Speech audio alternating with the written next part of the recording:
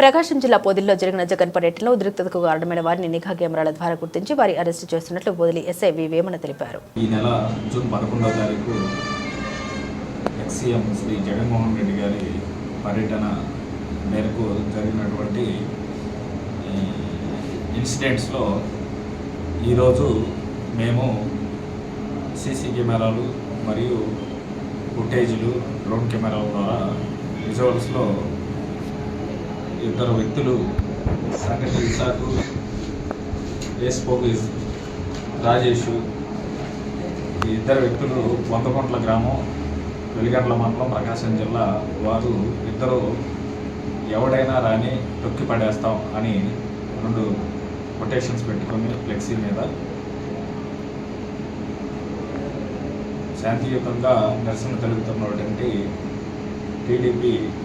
కార్యకర్తల మీద జరిగినటువంటి దాడిలో వీరి ఇద్దరు కూడా పాల్గొని వారిని రెచ్చగొట్టే విధంగా ప్రేరేపించి మరియు వీరు కూడా దాడి చేసిన క్రమంలో మేము సీసీ ఫుటేజ్లు మరియు